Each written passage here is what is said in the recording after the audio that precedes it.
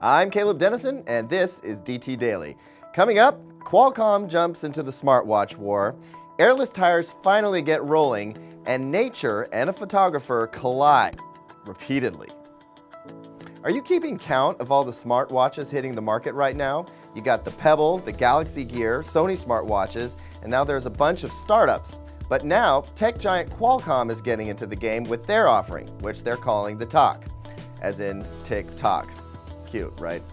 The Talk features an always-on, low-power color Mirasol display and will go 3 days on a charge depending on your use. To gas it back up, just put it on its wireless charging base. There are also some cool wireless headphones available as an add-on option.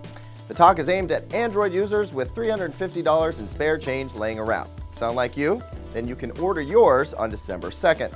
iPhone users, meanwhile, are still smartwatchless. So, Apple, anytime now would be great.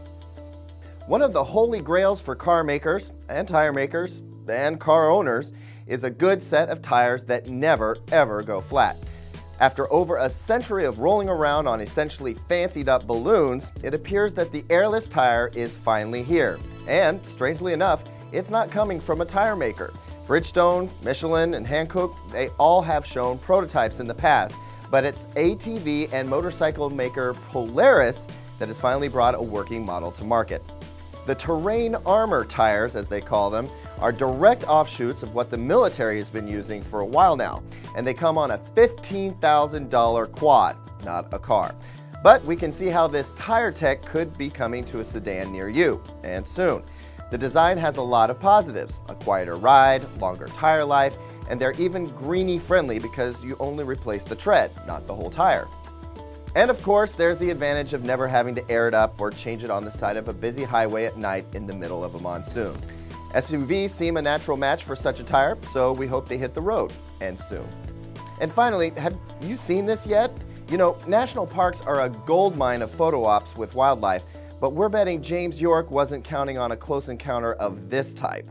York was photographing a young bull elk when the animal decided to get a closer look at York.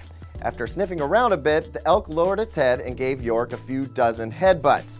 York stayed on the ground, wisely, and kept his cool while working to avoid the clearly dangerous business ends of the elk's antlers.